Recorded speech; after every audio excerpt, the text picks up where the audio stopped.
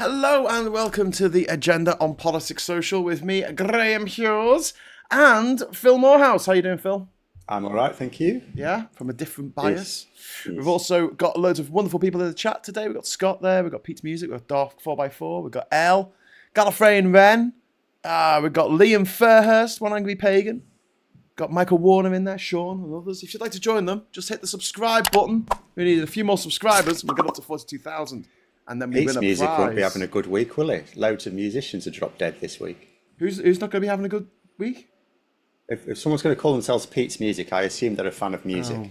And We've lost famous Sly. musicians have been We've dropping lost dead Sly this week. from the Family Stone, and we've also lost Brian Wilson from the Beach Boys. I'm sorry, but we live in a world in which there is no Brian Wilson, but there is Rupert Murdoch. Yeah, well, that's because he hooks himself up to the machine that gives him virgin blood every Friday. It's like the Mr. Burns thing, isn't it? It's the Mr. Burns. He drinks the blood of unicorns. He drinks the blood of baby unicorns each night. Keeps them alive. So we're going to be talking about the spending review, Rachel Reeves' spending review, the good and the bad and the ugly. So we'll just start by just talking about, in general, what's your feelings about this? Do you think this is an overall good thing they've done, or is it problematic? I mean, a spending review in general, there's lots of things that are changing about politics these days. Like, for example, there's lots of whenever we have any sort of trade talks, there's lots of intense interest in the media, when there was a time where it was never mentioned in the news until we were ready to announce it because they're boring.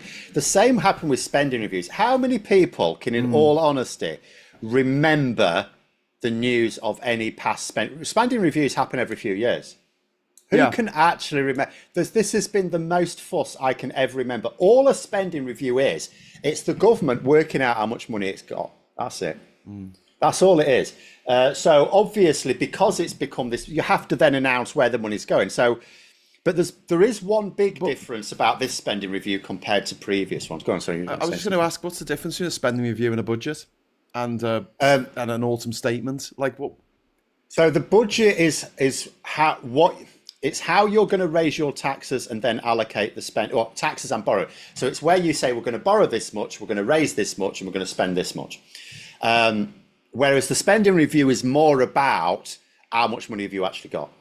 And even then you don't really know, because we're in really economic turbulent times. And an autumn statement is just, or a fiscal statement at any time of year is just, this is what we want to do in the budget. Okay. It's giving people notice. The purpose of an autumn statement is to let businesses know, because the budget comes out literally a couple of weeks before the tax changes. And businesses would like more than a couple of weeks' notice to know how much tax they're going to have to pay, and other people might as well. So it's to give them a little bit of a warning, rather than sneak up behind them and go, boo, you're going to be paying more in national insurance. So the FT talked about 113 billion of spending. That's in terms of capital investment. Yeah, whereas the Metro, the Express, the Mirror and the Times all put 300 billion. I did one better. It went for 2 trillion. But the Daily Mail doubled that and went for 4 trillion. Where do they get these numbers from, Phil? Did they just pull them out of arse? Yeah, basically, they're counting. The Daily Mail are counting everything over it's all government spending over the next 4 years. So whereas the ones who are talking about a few hundred billion are talking about the extra spending. That's the extra spending. I mean, obviously, Rachel Reeves hasn't started off with we're not spending anything.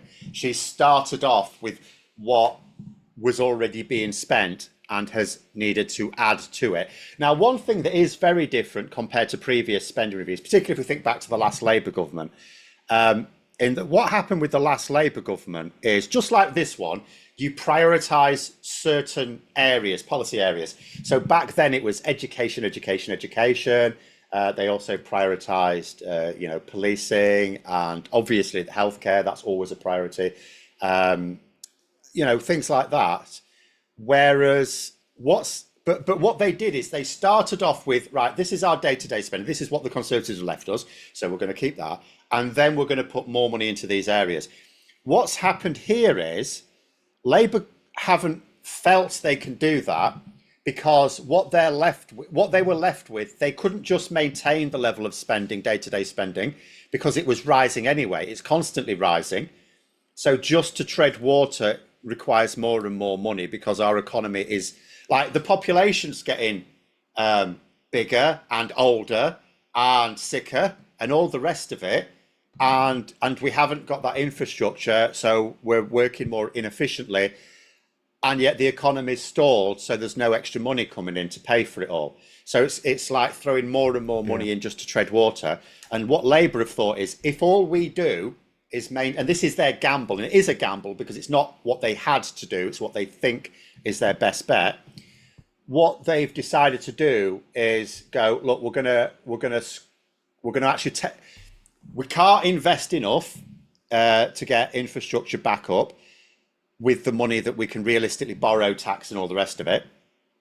So we're going to squeeze the day-to-day a bit, which has not worked out well in a couple of areas, in order to squeeze out more investment. They were working on the idea, which I don't know whether they're reevaluating, that people would accept a bit of pain now in return for better times ahead. But that is the whole thrust of their decade of renewal, and this is something they feel committed to because they decided it several years ago that they're going to have this decade of renewal, and what they've done is they've thought to themselves, right, we're going to try and squeeze a bit now in order to be able to invest as much as possible. If it works, it works. Like if it means they win the next election and they can carry on and do this full 10 years, then it could work. Obviously, they've got various headwinds. First of all, they've now discovered, if they clearly didn't know before, but they've now discovered that actually people are sick of being told, can you just hang on a bit, these things take time, because the Tories told them that for years. Green shoots of recovery, it's just around the corner. People are sick of it. They've decided, no, you're just stringing us along, right? They don't care that it's a different party in government. They're just thinking, they're stringing us along. So Labour they thought they could persuade the public to just hang fire for a few years, and they're not doing. But the other thing, of course, is Trump's monkey business. I mean, when the news came out yesterday that the economy in April shrank a bit, and the Tories are going, and it's like, yeah, and what are economists saying the reason is? Trump's tariffs, right? So, but Trump hasn't gone away. We can hope that he's climbed down again to the Chinese again this week. We can hope that Trump is calming down a bit, but I don't know. He remains a serious threat to the global economy and therefore our economy for the whole of this parliament. Yeah. And a number of other things as well. I mean, just like, Israel striking Iran to put the price of oil up. 10%. Little things like that. 10%. Things like that. If only we weren't, we didn't have to pay more for our energy costs just because things were going mad in the Middle East. That's with gas. Oil we're still going to need for other things anyway, so that's still always. Yeah, but not the quantity that we want, and also the oil that we drill out of the North Sea. We don't get that on a discount, do we? We pay the international rate, so that's gone up 10% because of what's happening in the Middle East, or what's happening in Ukraine, or what's happening in Kuala Lumpur. That to me is just absolutely mind blowing. That we're connected to this global index that we do not control in any way, shape, or form, and we all have to pay into it. Everyone who pays, to keep the house warm, to keep the lights on, pays into this system. And you had that little miserable shit. What's his name? Zia Yusuf last night on Question Time. What did he do? Oh, he was going on about net zero and how all the problems in the world were caused by us going to foolish net zero. And it was just like, no, actually, if we can have energy self-sufficiency, then we won't, every time there's a shock to the price of oil, it won't affect us so much because we're only going to use oil for tarmac. Plastics. Well, medicine. No, there's a lot of things, medicines and paints and chemicals and all sorts of shit. But we're not putting it in everyone's car and burning it. Yeah, we don't need to. There's 40 million cars on the road. They're all burning fuel. Dark 4x4. Graham, you disappeared to start a goal. You behind, says Dark 4x4. I didn't disappear. I was still here. I was just listening to Phil chat. I think he means your chat goal. Oh, No, yeah. I set up the goal while you were talking. That's fine. I'm allowed to do that. I'm allowed to multitask. were you offering to be my producer? I'm Veg Pie in there as well. Go on. It's Friday. Oh, thank you so much, Veg Pie. Friday the 13th. I mean, we should have really expected everything to go to shit. Really. So, I mean, 3% for the NHS, or 2.9% increase, real terms growth. Is that enough to meet the NHS demand and these ridiculous waiting lists that the Tories have dumped upon Labour as they came in, dumped on the country? So it's one of these things like, if they could get a 10% increase, would they do more with it? Of course they would. So there's a sense in which, while there are, unhelpful delay, while there is ineffectiveness or inefficiency in the system, you can always do with more money. So there'll always be a point where you say, well, no, it's not enough. But at the same time, the NHS are getting more than anyone else, really. Yeah. I suppose housing, maybe, because the actual, maybe housing has been a bigger winner, affordable housing specifically, because obviously housing is private, they're privately built. But for like affordable housing, social housing, that's getting a lot of money. Yeah. Even though some people are quibbling about exactly how much it is, it's still like more than the NHS. But to just go back to the NHS, one of the big things, I think it was 10 billion for digital upgrades. So this is to get your records put on digital, and also the NHS app, which I use and I think it's really good, but it could be better. My worry with this, so obviously this could be cost saving over long term, so it's worth the investment, and it's not like digital's going to go away. But is this involving that Planeteer bloody company? Almost certainly. The problem there is, it's a really Peter Thiel. It's a really terrible situation. I do feel for Labour, as well as share the concerns of a lot of people. On the one hand, the NHS systems are already run by them. So if you're going to update your systems, if you get someone, first of all, it's not like there's a queue of people anyway that could do it. And if you did get someone in, like anyone who's worked in an organisation that's had a brand new bespoke IT system installed by someone else knows it doesn't work to begin with. So the problem is, post office can tell you that. Anyone, literally. We've had, when we did it for the Department for Justice, you had court cases having to be called off because the judges couldn't get stuff up on their screens. But I've seen it in schools and colleges as well. Just someone installs a brand new IT system. Do you know what? It doesn't work. It never works. That's why you're supposed to phase it in. Anyway, so the problem is, if you get literally anyone else to do it, you're going to be talking about several years of poor productivity in the NHS, and Labour will be feeling. And this is why I can sort of see they're being trapped between the devil and the deep blue sea. They will feel they will be knackered at the next election, because basically, when you think about the spending review and their investment, there's some long-term investment, which is really good. People keep attacking governments for not thinking about long-term investment. And the reason they don't think about long-term investment is because the election's just a few years away, and the cost which has to be front-loaded to investment is unpopular. Only the benefits are popular. So there is long-term investment, which is good. That is in the national interest. But you need some short-term payoffs. And the way I think about it, the only short-term payoffs I'm seeing will be housing and the NHS. So they cannot afford for the NHS not to be significantly better at the next election. So I just think they're trapped between the devil and the deep blue sea. But it's the same with the planning reforms and way for housing. I think some of these planning reforms, I think in 10 years' time, people are going to look back and go, well, this shit show happened because of that, and this shit show happened and stuff like that. But from their point of view, they're thinking we need a load of houses building. And I think the same with the NHS. They're thinking we need this new system. They are seeing AI as the way of massively improving efficiency in the NHS, and it absolutely is. And they're seeing, look, if they let anyone else do it, they're new to it. Whereas Thiel's organisation, they're already running the NHS systems, so they're just building on top of it. So it's a shit situation, but I do understand the sort of the way they'll have to think about it pragmatically. And it's like, would I do anything different if I were a minister? Would I say, no, I'm not having Thiel anywhere near this? I'm not sure I'd be able to. Yeah. So Guan Peng saying, I thought the spending review wasn't too bad. R&D spending, NHS spending, green energy spending, all up, which is what I wanted. Plus unannounced funding for badger vaccinations. Did you hear that, Brock? It's been sitting Whereas there. in America, Been sitting there for 6 months waiting to see the vet. Yeah. Numbnuts in America has just sacked all the vaccine department, hasn't he? Yes, because they're eugenicists. And Kate says, I think Labour is being cruel to vulnerable people as a way to please the gammon. But I agree with others in the chat that the real issue is the concentration of wealth between the two. And also Janeway.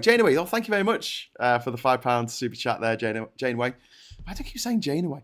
I worked on the Tornado Fighter fly-by-wire system, Phil. That software system worked. There you go. Okay. So some of it I worked. have never come across an IT system that worked first time. Well, I used to install systems, but I mean, it was just Windows. I mean, we're talking about large bespoke ones across an organisation. But then when it doesn't work, what you can do is just claim that it works when it doesn't for many, many years, like what the post office did. Well, what you're supposed to do is run it in tandem with your old one until it's working. You're supposed to, in fact, I had to teach this when I used to teach a little bit of IT when I was pretending to be an expert on IT. And, you know, one of the things in GCSE IT is you're supposed to be taught that what you're supposed to do is work on the assumption it won't work. So you bring it in parallel with your existing system, and only when it's working do you switch the old one off. Yeah. You don't just transition from one to the other. I can't remember whether I did Reverend Kathy's super chat. If I didn't, Friday it is veg pie, and then Scott is following veg pie's example with another super chat. So thank you very much to everyone. I'm getting some kudos, some facts for the correct pronunciation of. I can't say it now. You know, I said it right this morning. You know, the nuclear power plant near Kherson in Ukraine. Right. I said it right this morning because I was half asleep. Right. I'm not even going to try now. But thank you for noticing that I said it right for once. Did you hear? I don't know if you were in our chat and you saw it, but we had Brenner claiming that in my audio book of my book Man of the World, I pronounced she was talking about my mispronunciations of things. I thought that's a bit rich coming from an American who says herbs instead of herbs. Yeah, because they think they're French, like half of Canada or a third of Canada. Hello. Chris C says, get those million empty homes into a livable state and rent them out at social rates. That would be great. I mean, imagine if we had a system where people were paying instead of paying rent to private landlords, they were paying rent into the council, and all their money was going back into the system and making things better in the community. I mean, in my socialist utopia, what happens is you get, like, everyone comes of age, you've done your apprenticeship and stuff, you go into the world of work, you just get a suitable home for your income. Yeah. And you basically pay, but not rent. It's like a mortgage, but not. You're just paying an amount, a proportion of your income, and you know you're paying it. And when you've paid it off, then you don't have to pay anymore. It does. The house still doesn't belong to you as such. It goes back to the state when you snuff it, but you don't pay anymore. Mm. So, but that's not been done anywhere in the world, has it? No, because this is the problem. Because profit. I mean, this is why I accept that communism can't work, because you know people are naturally capitalist. Even the most fervent socialists are capitalists with their children, for example. You know, you reward them for good behaviour, don't you? Everyone would do that. So we all are naturally capitalist. So what you need to do, I think, is just recognise you can't fight human instinct. We need to kill the capitalist within us, Phil. Well, it's the first jihad. Then we become Cybermen. But because that's a communist society. Cybermen are a communist society. Borgs. I don't know about that Star Trek stuff. Well, but, the Borgs have got a queen, which kind of undermines it all. Well, no, same with the Daleks. You will have a hierarchy. Leader, haven't they? Yeah, but they've only got there's a very short hierarchy with the Daleks. You've got Daleks, commanders, supreme wrinkly person. So that's a very simple society. You know, so no. I mean, you do always have leaders. But they are also appointed. They're not like, you know, the Daleks don't. I mean, they are bred for actually Daleks. But you know, they're for war. Either way, Space Nazis. The Cyber, I didn't. You talked about Daleks. Cybermen are communists. The Cybermen are communists. So but it's a very dull life. To go back to housing, 39 billion has been pledged for social housing between 2026 and 2036. Yes. Local governments face a 1.4% real terms cut, but core spending power expected to rise if councils increase their council tax by 5%. This is what the IFS call a sting in the tail of this. Council rent. So here's where I'm going to go on this, right? I think the council tax is too high because it was created in the early 90s and during the fallout from the poll tax. And they did a literal drive-by of properties to decide which bands properties should be in. And that was 35 years ago, a rushed, hurried thing that really should have take place over many years. And what economists say these days, I've seen several economists suggest, including a Nobel Prize winning one, that people will say, oh, it'd be a hell of a task to keep updating it, though. It says, well, actually, with AI, it wouldn't. You could absolutely do it. Because we have situations where, there are semi-detached properties in like just normal, relatively affluent, but normal parts of the country that are paying more in council tax than like Buckingham Palace, or because Buckingham Palace pays council tax. Just by if you walk from Buckingham Palace towards Victoria, there's a load of mansions there on the other side. So you've got the big wall where Buckingham Palace is, and you got these huge big. Are you saying that Buckingham Palace is in a posh neighbourhood? Yeah, and the people who own those houses pay one of the lowest rates of council tax in the country. It's utterly ridiculous. It's got nothing to. There's no link with house prices at all. Yeah. No link. Yeah. And it should be, that you can look up the price of any house online. You just type in an address and it'll tell you how much the internet. Well, this is what there are issues you couldn't just literally, because there are some people who will not be well off, but in an expensive house just because house prices. Like you could be like, for example, you could have been a plod, a police officer, in or around London in the early 80s, bought your own home. And you're now retired, and it's but you're just a normal plod, right? You're a plod pensioner, but you're in this really expensive house. Downsize. So you would have some nuance required. You'd have to have distinguish. Huh? Downsize. Let a family live there. Okay, but I don't think it's fair to like kick people out of their homes that've been living there for decades. What if they vote for refuck? What I would say is. You could actually do a much better job. At least you could certainly do a better job. Yeah, and I think it should be tied to the price of the house, the value of the house. It is ridiculous. It should match it a lot better. That are worth millions, and they're paying $2,000 council tax a year, and there's little terraced houses around here they're paying $4,000. It is just that blows my mind. Like it's the most regressive tax you could possibly imagine. So if Labour were to do that and have a look at the bring it in so it's tied to the price of the house and value of the house, etc. And band it that way, then most people will be better off. Yes, absolutely. This would be for me part of overall land reform. Like there's people sat on, and they're rich people sat on land that's not doing anything other than hiding grass when they want to. If you're a pensioner, you get money off your council tax. So you could be living in a mansion, but you're a pensioner, so you pay even less. Yeah. Sorry, land tax. Go on. What were you going to say? Yeah, that's it. You should reform land tax. There's whole swathes of land owned by very rich people not paying anything for it. Yeah. Like, what's the justification for paying council tax to pay for local services? Well, rich people have local services. Yep, that bins. They need roads on the roads. They create potholes with their 4x4s, with their Range Rovers, their heavy, stupid cars. Okay, so let's talk about defence. Go on. Defence budget's going to rise by 2.6% by 2027. This equates to a 7.3% annual rise in investment spending for the MOD. How much of this is Labour ideology, and a lot more. How much is it just responding to Trump? and Putin. I think most of it's responded to Trump, in all honesty. Obviously, Labour had said it wanted to increase, and I don't know to believe the line, in time. They clearly didn't think the first Parliament would be in time.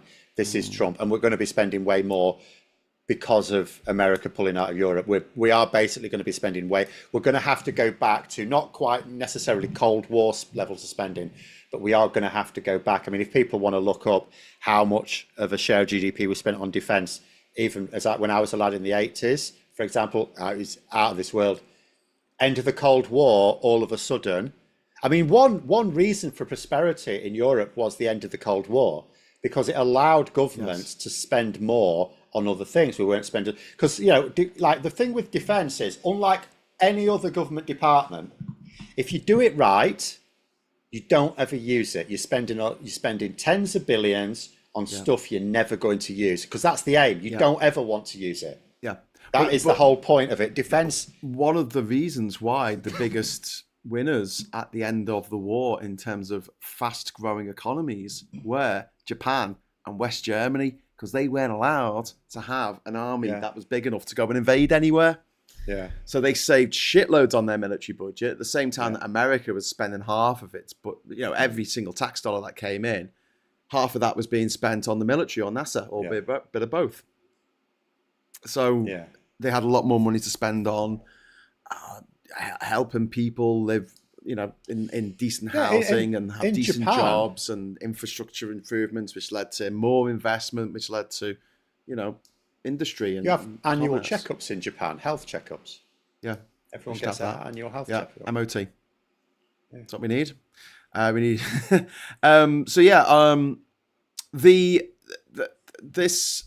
What I hate about this, and I understand why Labour have to do it. I realise they don't really have a choice, but it is militarism, militarization at the cost of social services, isn't it? Because anything you spend on one thing, you could have spent on something else. Pay Paul.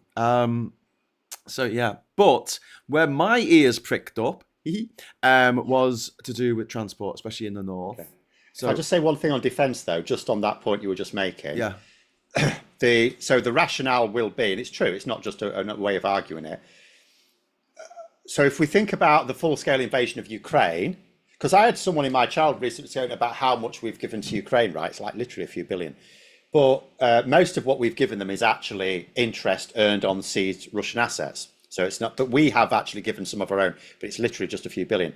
But I was saying, the damage done to our economy, just never mind Brexit or COVID or anything like that, just because of the full-scale invasion of Ukraine, that has done more. That has cost our treasury more than we've given to Ukraine. So in actual fact, defending pays for itself.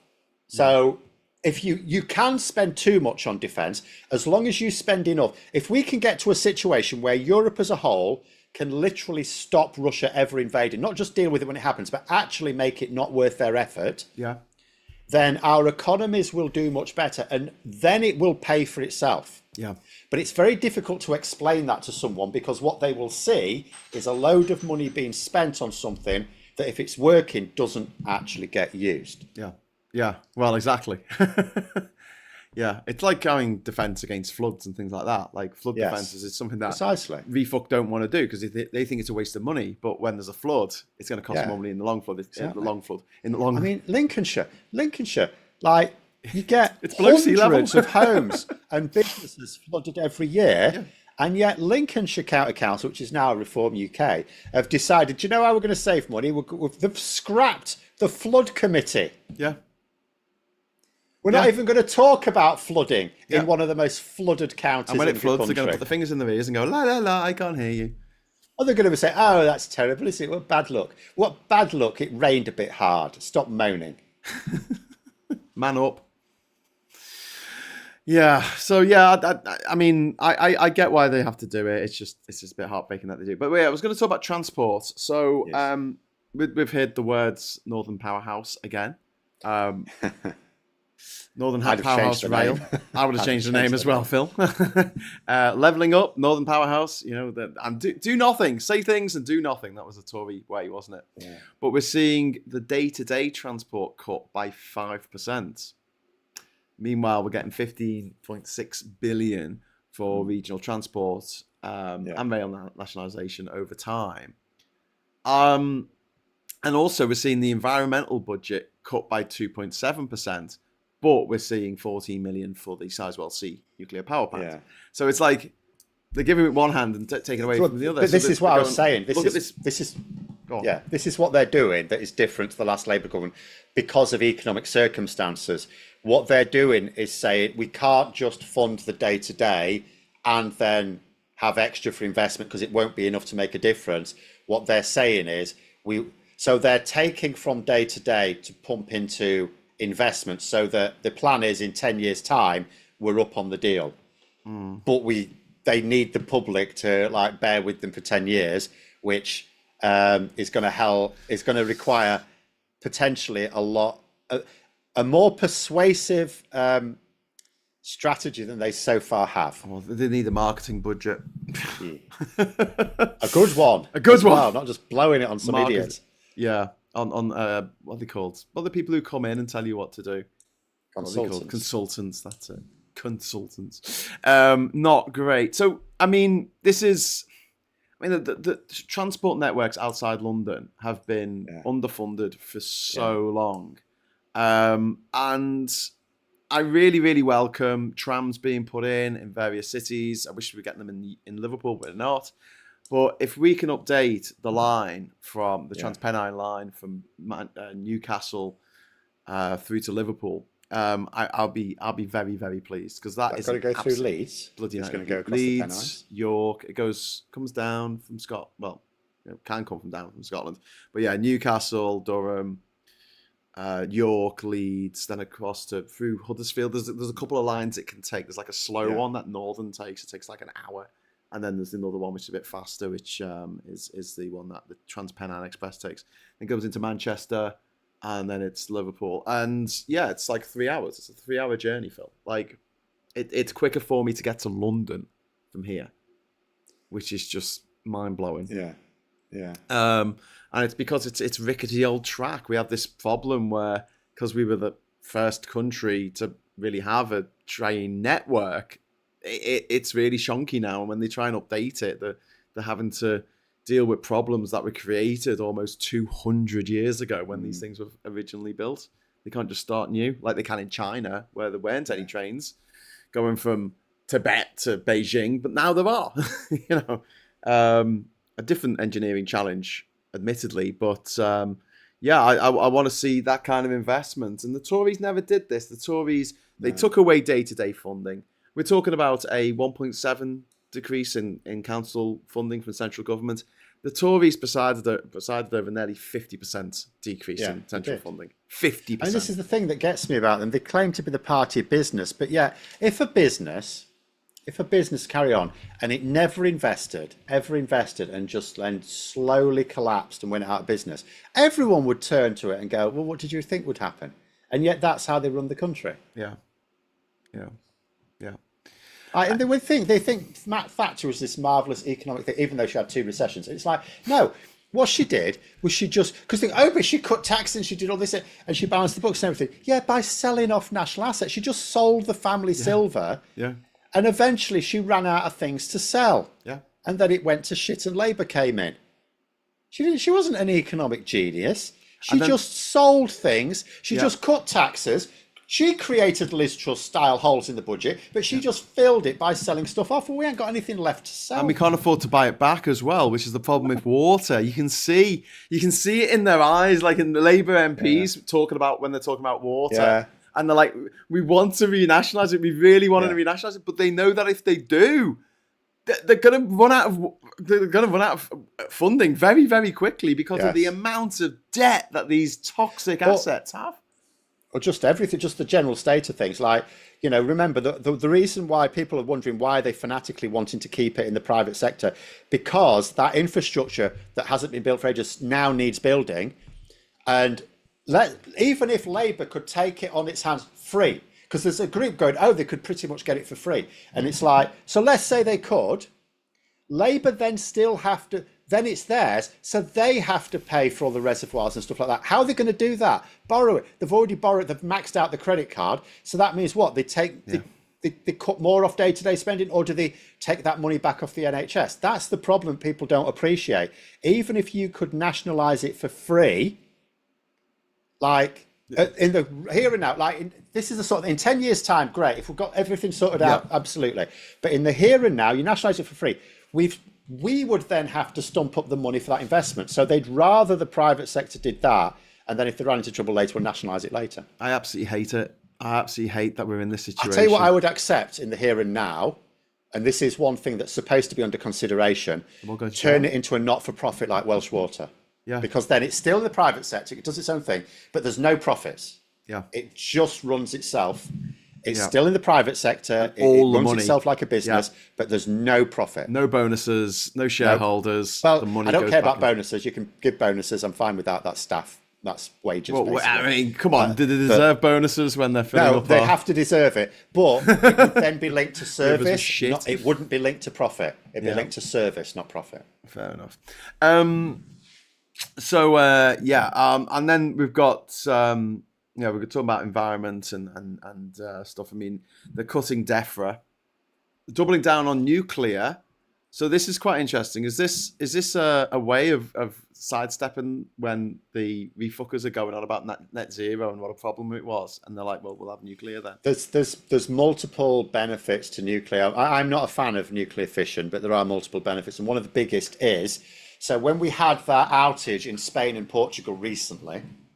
So the reason for that, for those who don't know, so we don't know the reason for the outage, that because people are going, oh, it's because of net zero, they had all this renewable energy. No, it's not. No. But that is arguably why it took so long to get it back up again. And the reason is, so our supply in this country, it's AC, we use AC, and it runs at 50 hertz. Yeah. That's the frequency of our electricity. And in a traditional power station, that is one way you use steam to drive a turbine. So that is geothermal, nuclear, gas, coal, biofuel, whatever. So you create some sort of heat to turn water into steam, drive the steam through the turbines. You run those turbines at 50 times a second, as you remember from your physics lessons.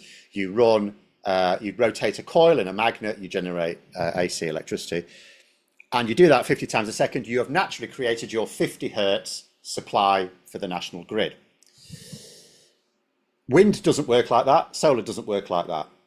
So that is why it took so much longer, because of the huge. Now, it won't happen very often. It's like almost not a consideration. But when it does happen, if you don't have traditional style power stations as a major backup, you will not have the capacity to restart the grid very quickly. Now, if the public understand all the issues and they go, okay, this happens like once in a blue moon, and it was probably Russia anyway, and if we get better cybersecurity, maybe it won't happen even then. Yeah. We're cool with that, because it would be, because what people are saying is we could have spent the same money on wind and solar and we would have got more megawatt hours, and that's absolutely true. Yeah, we absolutely would, and then we wouldn't have had the cost of dealing with waste afterwards as well. Sure, but the public don't understand that. So I think it's more a case of, when people say, or when Reform UK or anyone says, we're not going to end up doing what happened in Spain or Portugal, they can say, no, because we're going to have this system. Yeah. That's what I think it is. It's not ideal, but then nothing is in life. Jesus. But Paula Thomas, thank you very much for the super chat. That's ideal, thank you. But British industry always never invested in either. In the 1970s, typewriters were being built on equipment that was built in 1904. And then Paul Ewan just says, have a superb weekend, everyone. Oh, thank you, Paul. That's very kind of you for the super chat. And that's because we were at the time anyway, we're not anymore. I suppose in the 70s, that was very much the generation of make, do and mend, wasn't it? Yeah. Well, the rationing had still been a thing until the end of the 50s. 50s, isn't it?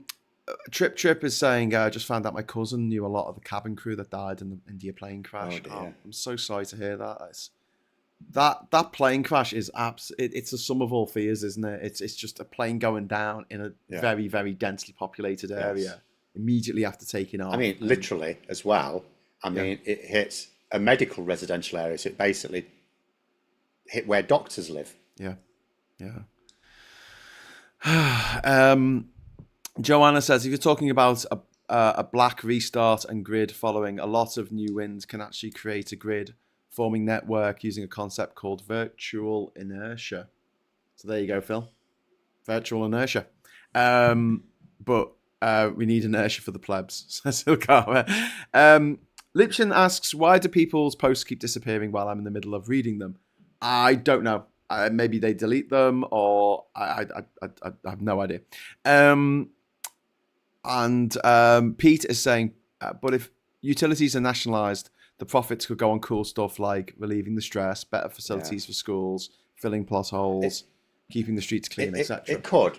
The problem is, so what people think is themselves, so they think, so if all of these things were nationalised right now, the profit's gone, so then the bills would be cheaper, people would have a better, you would do the same service, we could even pay the bonuses, the executives still making out like bandits, it's fine, but we will get executives that are, they don't have to care about shareholders because we are the shareholders, right? And all we want is a good service. And that would give more money in people's pockets, that would actually work better for the economy, supplying more businesses, jobs, everyone would be happier, superb. The problem is that then what people do is say, because this would be so much better, that we should flick a switch and make it happen. But that's not how, because the reality of it is to do it in the normal way means simply buying those companies. You can't steal, we did that last week. So buying those companies, which then means adding more to the debt, which means servicing the debt, which means those bills have to stay high. So instead of those bills now being high for profit, they're now high so you can pay off the debt. Yeah. So you still don't improve the situation, except now they're nationalised and people have higher bills. So the Tories will say, oh, nationalisation didn't work, did it? So we're just going to sell them all off again. And what will happen is they'll come back to power, they'll sell them all off again, use the money to pay for their pissing tax cuts again. But because they've cut taxes and balanced the books, they win the next election and the whole hideous cycle begins again.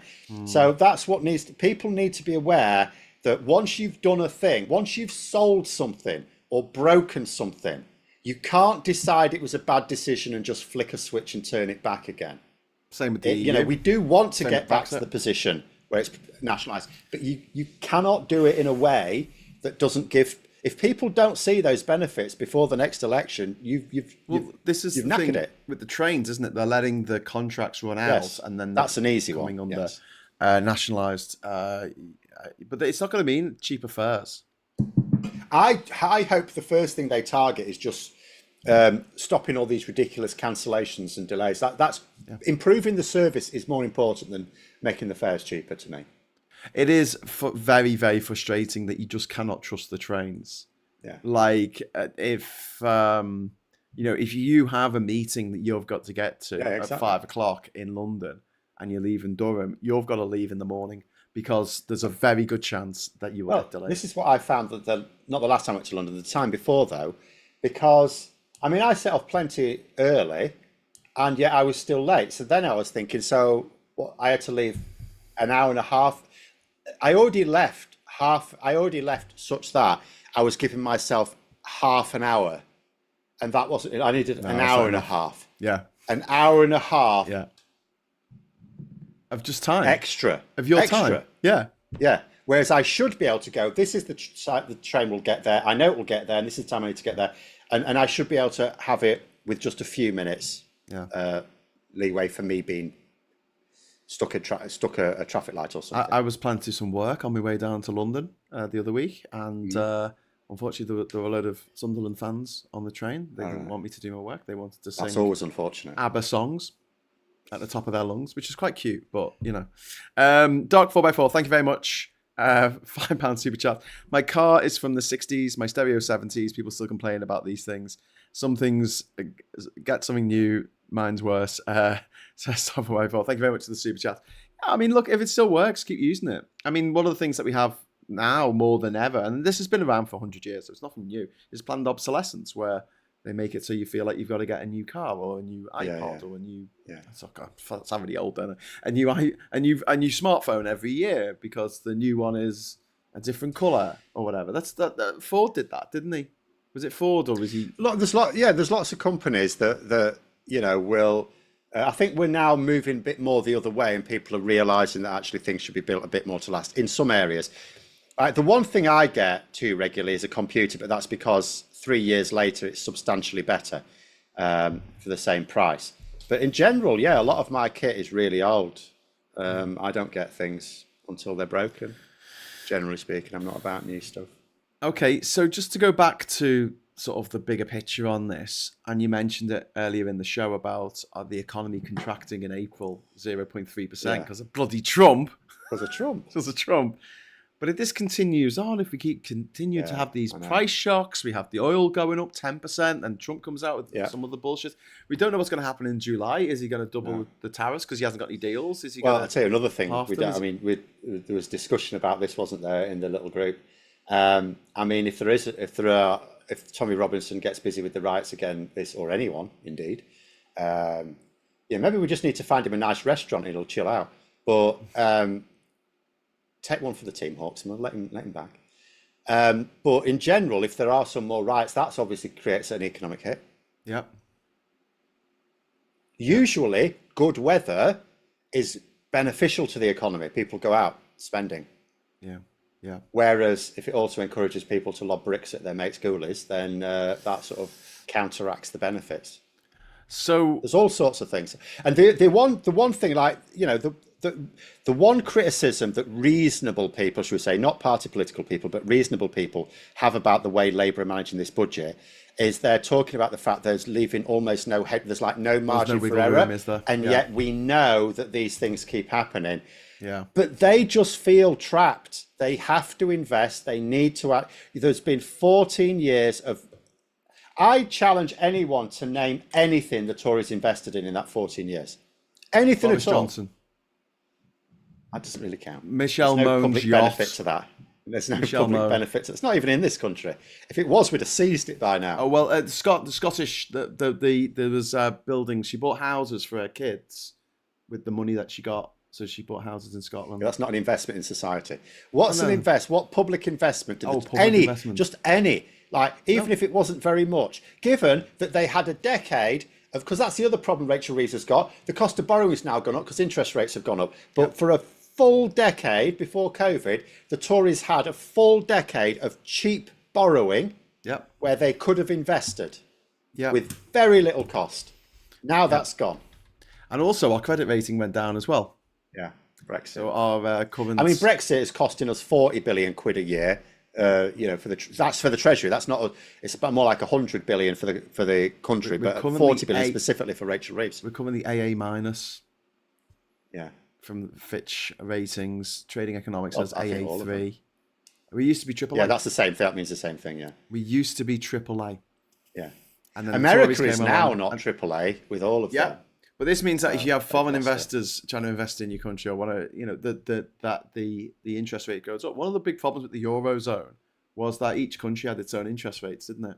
Even though they'd be using the same currency. Yeah. So if you wanted to borrow money and you were the Greek government, you'll be paying a lot more of a hefty interest on that than you would if you were the German government, for instance. And that's sort of the Achilles heel of the Eurozone. I think they've kind of sorted that out now, haven't they, under the European Central Bank? But it's still not perfect. Nothing ever is. We're humans. We make mistakes. We fuck up.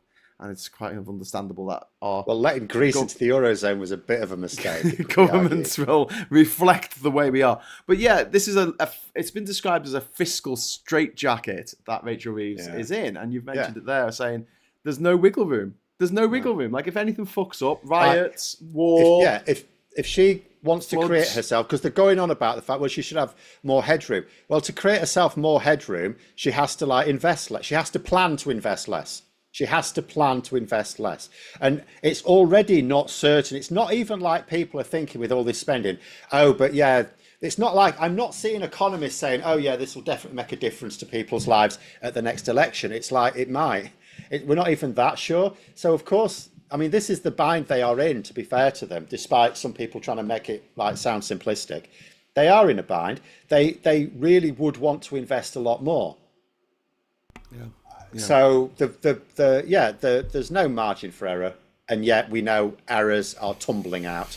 and out of Trump's arse apart from anything else. Well, yeah. And there's another factor in all this, just getting away from the economics of it all. It's Labour's popularity. Starmer's net favourability is currently at minus 46. Members of the Labour Party would rather Ed Davey be in charge, rather that he's more popular with Labour members than our own leader. This is madness, isn't it? It's not a good situation to be in. And again, I think Labour basically got a year to correct it. But I would say this is completely self-inflicted. Completely self-inflicted. It's not complete. It is largely Tories, self-inflicted. It didn't have Tories to are be nowhere to be seen. You know, I know you got refuck sort of badgering away, but yeah, but they're Tories without the bad record. Yeah, they can be swatted away. I don't know about that, but a lot of it is self-inflicted. You know, they made a mistake, and they had no reason to believe it. By the way, they made a mistake.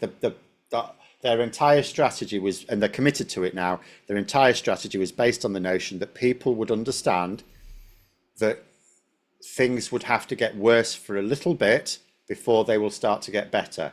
And people did not think that that was the way they were going to think at all.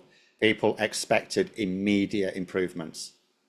And they've made that mistake, and they're committed to it now because their entire strategy is based on it. I appreciate that, but that's some epic naivety. Yes, I think that people would just go, yeah, it's all right. I can. They should have had really very clear data if that was going to be the case, and I know they didn't. Full of sugar. Because I saw data that said the opposite. You saw the data that said what? The opposite. More in Common did some quite detailed polling after the election, published it, because they're like a progressive think tank, so they do their own stuff. And it will, it said the opposite. It actually said even Labour voters expect improvements pretty sharpish. Yeah.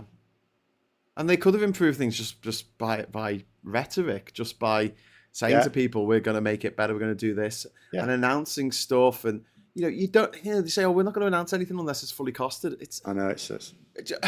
I understand there is a desire to make sure that you can cross all the T's and dot all the I's, but this is politics. It's theatre to a certain extent. And if you want to get people to vote for you, it's not enough just to go, look at what we've done. Don't you feel the benefit? And it's exactly the same mistake that the fucking Democrats made in America. Yeah. They went, oh, we've made the economy better. But people didn't feel it because their eggs were costing $7 for a dozen. About 10 now. Yeah. Eggs. No one. I'll fight anyone on this film. No one voted for Trump because of the fucking eggs. They voted for Trump because they wanted him to be cruel and sadistic and horrible and cause pain and suffering to the people that they don't like. No. But basically humanity is going to die because people in America wanted an omelette. That's actually what's going to happen now. The omelettes aren't even that great, but you can't make an omelette. Denver omelettes are all right. You can't make an omelette. I mean, the French would turn the nose up them. A civil war. Denver omelettes, all right. Huh? I said you can't make an omelette without causing a civil war. All right. Well, Ernie, the problem is that financial systems are based on gaming anomalies, gaming anomalies and loopholes rather than actual values. That's why crypto is so dangerous on natural value. Roger says the world is a much less patient place than it was 10 years ago, which is understandable because within 2025 we were promised jumpsuits and jetpacks, and we've got neither. I also think it's just people have noticed. I think what happened flying cars. Where's my from the car? 70s. The 70s was the last time where sort of people were winning. Ever since then, living standards have basically declined for ordinary people. But over the last few years, the last decade, people have really noticed it. We're different in different countries, but in the UK and America, and this is what allowed Brexit. It's no coincidence that Brexit and MAGA rose at the same time. It wasn't just the same people behind it. It was the same sentiments behind it. People recognised that they were being screwed for the first time. They'd been screwed for decades, but now they realised it. They recognised it because they'd been squeezed too hard. And so, and this is my problem with the way that that the world is going at the moment, because the world is going to feel less safe, and when people feel less safe, they're not going to back established politics because that's what led to them feeling unsafe. That's when they start to turn to the extremists with the easy answers. So I've got, I used to be I used to describe myself as an optimistic cynic, and now I'm just a cynic. Well, I'm still quite optimistic. What would you have liked to have seen in this spending review that wasn't there? Is there anything that you were like, oh, Well, again, like all the spending review is just saying how much money we've got. I mean, they gave a bit of a lead as to this is going there and this is going there. That's just pots of money. It doesn't really say what indeed. I mean, there were some details given out because they've now had lots of time to come up with it. Just so it's not. I have no issue with the spending review. That they've decided their priorities, and I don't disagree with it, as the NHS, housing, energy, defence. That's what they've decided are their absolute priorities are, with a secondary priority, you could argue, and I know Sadiq Khan's not happy about it, but a secondary priority for helping consciously invest a bit more in things like transport, specifically outside London, because everyone's too far behind. So I don't disagree with those priorities. Excuse me. But in general, what I would have wanted them to do in terms of the specific spending was to just, if they're going to cut anything, make sure that it doesn't piss off their voters. If you're going to engage in pork barrel politics, make sure you put the pork out for your own voters, not some other buggers. Yeah. Because like all that trying to pander to refuck has done has made the popularity of refuck amongst Labour voters go down from what was it? No, sorry, they pandered to the refuck lot, didn't they? Yeah. And within refuck voters, they only had like a 4% thought that Keir Starmer was any good. Yeah. And now only 2% think he's any good. Exactly. So they don't pander to them. It's like the Tories. They've actually turned off these people. The thing about like the immigration stuff, it was going to come down anyway. All Labour had to do was occasionally talk about the fact that it's coming down and they're ending the, like they announced yesterday, they're ending the use of hotel by the end of the Parliament, no more hotels for asylum seekers because the backlog will be dealt with. That's all they had to do.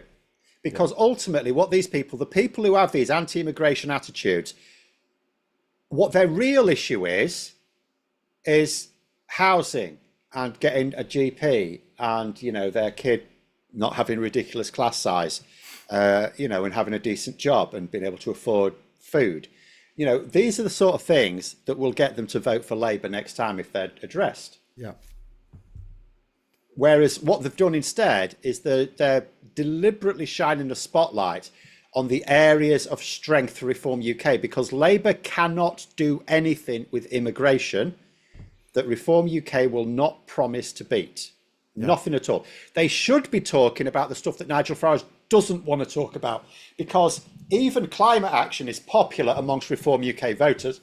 So Nigel Farage's anti-net zero shtick is more about, well, I was going to say big donors. We see from the latest figures they don't have any, but it is more about that side of things, siding with the corporate powers. Yeah. Most people in this country, even most Reform voters, are in favour of climate action. Labour should lean into that because that's an area of weakness for Reform UK. They should lean into the workers' rights coming online, the renters' rights. This is an area of weakness for Reform UK. They shouldn't be standing on Nigel Farage's lawn. There's a point here, and we can discuss this, from Clupid Blaveroscope saying they campaigned on change and acting like a slightly more competent version of the Tories. I would argue that Labour are just a slightly more competent version of the Tories. No, I don't think so. I think there is a lot of change. There is a lot of change coming, huge change. They're just not talking about it. The Tories could make change if they were competent, but they're incompetent. No, but they didn't want to. They don't want to improve we workers' talk about rights. The overall sort of ideals that push these parties forward. They're not that different. Yeah, they are massively different. The Tories are about free market economics. Labour are increasing the size of the state. That's the opposite. Labour are about workers' rights. They are massively boosting workers' rights. The Tories are against it. There's no crossover between the two. They sometimes appear to have a crossover because what they shout most about seems very similar. Okay, but that's because they're targeting the same audience. For people out there who voters, they look at the Green policies of Labour, quite similar now to what the Green policies of the Conservatives under Cameron were. Yeah, but they didn't mean them. Because Cameron at the time was canny enough to try to appeal to voters in a way that no Conservative politicians, no Conservative leader has since done. Yeah. He was the last one to think, do you know what? We might need to appeal to voters. Yes. You're right. But I'm saying that I think that the Tory party for the last 10 years has been a bit of an anomaly. Like, it's not been the normal Tory party. That is now the normal Tory party. Yeah, I know it's a new normal, but like, they were never that mad. They were mad, but they were never that mad. No, but then we look at things like the continuation of the two-child benefit cap, and people see, and I'm not saying that this is necessarily right, but people see Labour continuing a Tory policy. The fact that the water companies have not been renationalised. Yeah. Again, people see it as Labour continuing a Tory policy. And then when Labour go, we're going to take 5 billion away from the disabled, and you're there going, a year. I know, exactly. First of all, that policy is just bad. It's economically bad as well. It's short-sighted, because it's money you get back. I reckon someone should calculate it. I see some money that the government pays out is actually just money that gets paid out. Some of it, like Sure Start centres, one of the great success stories of the last Labour government, and it was calculated that they brought more money into the Treasury than the Treasury spent on it. Yep. So that is the sort of thing where it's negative cost. I reckon that, when you're talking about the disability pay, because remember, they're not out of work benefits. They're benefits for people who, I reckon almost all of that money goes back to the Treasury. Yep. I think it's self-defeating, this. It absolutely is. 100%, because it's not people who are not working necessarily. People who are working need PIP. People who aren't working need PIP. And the money gets spent. Yeah. The money gets spent in the local community. They're not spending it on a yacht. No. Called the Lady M. Can't wait till she's Boney M. See what I did there. I can see why people feel that way, Phil. And I can, but that's a messaging problem. I mean, the disability policy aside, because that's a bad policy, but everything else, I think, is, even the winter fuel allowance. I have no issue with the winter fuel allowance being means tested. The way they implemented it was bad. They should have, from the start, first of all, it should have been a higher cap, but also, like what they've done with it recently, instead of saying you lot can have it, it's like everyone's going to get it, but higher earners are going to pay it back through their income tax returns. If they'd have done that if they'd have raised it to, like, they're raising it to 35,000, right? I reckon if they'd have raised it to, they could have got away with even maybe 15,000, but I think certainly they could have got away with 20,000 and made it repayable. Because if you're a pensioner, right, and you're on £20,000 a year, you are definitely doing tax returns. You are paying taxes, so they could easily have recovered it from everyone else. Yeah, I think they'd have got away with that. Yeah.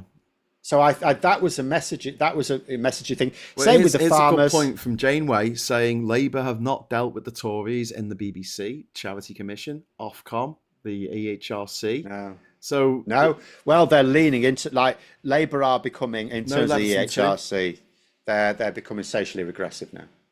Yeah. I'm trying to tap my brains for any socially progressive policies they either have or are willing to maintain, and I'm thinking lowering the voting age, and then I'm drawing a blank. There might be a couple of others, but I'm not seeing them. It's not great, is it? No. Can you see why people are like, they're just the Tories? Oh yeah. But what I'm saying is, it's mostly a messaging issue. It's not a true reflection, because there is no difference between the Tories and Labour. When you look at what Labour are actually doing, the Tories hate all of it. And just like, Labour are, the reason why Labour are bringing in so many changes right now is because they are very genuinely trying to change things from the way the Tories. If the Tories had won the last general election, we wouldn't have seen much change. Those disability benefits would have been cut anyway, because they were already planning on massively cutting welfare, right? But we wouldn't have seen huge reforms. The fact we are seeing huge reforms shows just how different Labour are to the Tories. But I do understand the perception, and that perception is born of the fact that Labour are stunningly bad at communicating. Yeah. So with someone mentioned about the 35,000 cut off for the winter fuel allowance. Yeah. That's a bit high, isn't it? It's very high. What Labour have realised, and they should have realised it to begin with, the reason it was universal in the first place, because there's all this talk about, it actually ends up costing more to means test it and make it universal. It's like, not if you do it the way they've now just done it, which is to say, we're going to give it to everyone and take it off some of you in your tax returns. You can do that. You can means test anything by doing that. What they've realised is the reason it was universal in the first place, ultimately, is because it's a bribe. It's a bribe to old people who vote. That's what it is. Do you think it'll work? It did work. I mean, Labour introduced it very early on in their last period of power. It wasn't a Tory policy. They would have loved to get rid of it, but they weren't that stupid. Not even Liz Truss was stupid enough to get rid of it. Here's a question, Rachel though. Reeves managed that level. Here's a question, right? So it's based on household. So it's 300 quid per household. Yes, per household. Yeah. Right. So, but then it's being assessed on your income. So what if there's a household where one member, it's split. So let's say you've got a couple. So let's say they're both under 80, so it's £200 per household. It's £100 each, and if one of them earns above it, they have to give it back, and if the other one earns below it, they get to keep it. So it's actually well worked out. Okay. So the actual, although it's per household, it is split amongst the pensioners in that household. So do and you they think, get to keep it or give it back according to their own personal. Do you think this could be a model for UBI in the future? Everyone gets it, the rich, we get it clawed back. Yes, you could, certainly. It's a model for all sorts of things. I mean, Martin Lewis, of course, is a great proponent. He likes this now, by the way. He has also suggested we could do this for child benefit, because there's a huge problem with child, because they do this with child benefit whereby it's universal, but it's not, because if you earn above a certain amount, they start to claw it back. But it is based on the income of the highest earning parent, whereas he says, actually doing it this way, you could do why not do the same thing with child benefit? Yeah. You could use exactly the same system, but So you could use it for quite a lot of things. You could actually use this to means test quite a lot of things. So if you pay it to some, there's a couple, one earns 40 grand, the other earns 20 grand, they live together, they'll get the benefit for the household, but the one who earns the more will only have to pay back half. Is that the way it'll work? So yeah. So if you talk about the pensioners again, so if you've got one pensioner on like basic state pension, and the other one is on 40 grand, and they're both under 80, then they get £200 for the household, but it's £100 each. So their household will then get £100 because the one on 40 grand will have to give their share back, Right. but the one on state pension, 12 grand, won't. Okay, so Paula Thomas, thank you very much for the £5 super chat. To my mind, the private sector will provide is like God will provide, i.e. crap. And David Faulkner, thank you very much for the 23 Hong Kong dollars. It's very kind of you. Just to go back to that point then. So what if one member of the household is paying is getting 30 grand a year and the other member is getting $500,000 a year? Yeah, they still get half. Yeah, so you can end up with some. You can still end up with some seriously wealthy people, households getting something. So when they say we don't want to be giving this money to millionaires, well, if only one person in the couple is the millionaire and the other one's basically doesn't earn anything, then they're getting something still. Again, the reason I was amazed that they whacked it up because I thought they might. I hoped they didn't. It's better to do this. Do you know what? It is. That's why it's almost a complete U-turn. It'll save next to nothing now. But yeah, they've realised, and I don't know how they didn't realise it in the first place. I could have bloody told them. They've realised it was basically a bung because it's not based on the need. It's like, but older people are vulnerable. What about disabled people? Yeah. Where's disabled people? What about people who've got young kids? What do you want kids freezing to death in a bloody drafty house because the landlord won't fit fucking double glazing? Come on.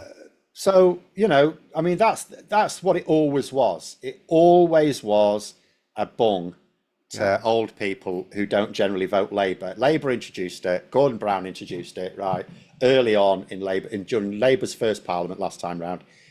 It was a bung to old voters who tend towards voting Conservative. It was a way of going. They'd realised, remember, this was only a few years after they sold off all the council houses, and that bred a whole generation of Tory voters because they were delighted they now had home security. So the people If you're now going to bribe vote Tory people, the rest of their life. bribe them with a house. It's Well, like this was Samsung. Labour. Samsung gave me. They sponsored the competition that I won. So Samsung gave me an island. So yeah, I'm not even going to think about getting an iPhone. Why would I? I mean, Apple ain't getting me shit. I thought your island was causing you jip now. Well, yeah, it is going underwater, but and people keep asking for boats just to visit it yes, for 50 quid. yeah. Where's my speedboat? Where's my bloody speedboat? Grimfang says, what about the under 35s that are stuck on minimum wage? So many people need more help than pensioners on 35 grand. Yeah. They do, but 35 grand for not working. Ultimately, sitting on your arse all day, watching Homes Under the Hammer. The reason ultimately is that old people vote and spread around as well. They're not loaded up into like fairly safe seats either way. They're spread around the country, and they're cantankerous. They don't put up with shit. They vote, and they will change their vote. So that's ultimately why it is. I mean, I will say, a young person on minimum wage is, Labour. It's not like Labour abandoning young people either. They've got quite a lot of policies for them, and some of them, things like the minimum wage has obviously gone up substantially anyway. But the fact that they're getting rid of the age bands for minimum wage over the course of this parliament, because they haven't cancelled that yet, as far as I know. Yeah. Now that they have actually started going back on some promises, I'm now not going to talk as confidently about one still to come. But as far as I know, that is still going to happen. So by the end of this parliament, you don't get paid a lower rate of minimum wage just because you're under 21. Yeah, exactly. So young people will be getting significant. Yeah, plus 16-year-olds will be able to vote in the next election, I hope. Yes. Okay, so we're going to have to wrap it up there. But a bit of news come through. First of all, the private schools have lost their case to try and stop VAT being charged. What did they think was going to happen? Oh, it is our assertion that the government are not allowed to set tax rates. Oh, yes. Yeah. I would have loved to have been in court to hear the arguments. I might actually read the bloody judgment to find out what their arguments were. Yeah. Go on, sorry. And also, in bigger news, Bill Pullman and Rick Moranis are going to be back in a couple of years' time with Spaceballs 2. Rick Moranis hasn't been in a film for decades. He gave up acting in the 90s to look after his kids or something. Yeah, I saw that. What's the point? What do you mean, what's the point? There's been about 17 million Star Wars spin-offs to take the piss out of in that time. Yeah, but there's only ever been one Star Wars. They did their thing. And it was a bit hit and miss anyway. I did like it at the time, but it was a bit... Mel Brooks is a bit hit and miss. It'll be shit. I promise you it'll be shit. I think I had Spaceballs, the tea towel. It literally just had Spaceballs, the tea towel written on it, and it was a tea towel back in the 80s. It was great. Had like absolute shit that they gave out like merchandise, and it was just like the name of the movie with the thing that it was, the Notebook. Anyway, okay, so we're going to leave it at that, and just everyone's talking about changing their GPUs to GTX 2050s and things. I love it when people having their own chat in the chat, just like got absolutely nothing to do with what we're talking about. Christy is saying exactly, so surely someone could and should take the government to court under the Equalities Act, as age is a protected characteristic, and therefore it should be applied to everyone earning under 35.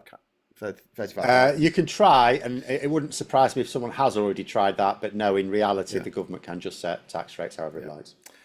All right then. Well, MZ, yes, MZ's happy about Spaceballs. I'm happy about Spaceballs. More Spaceballs, please. Hopefully Mel Brooks will be in it, even though he's 117 years old now.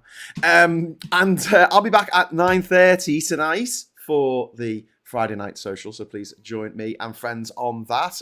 What are you up to this weekend, Phil? Are you out and about? I am going to be very busy. Rioting. I've got to tidy up around here because I am going to have a rethink.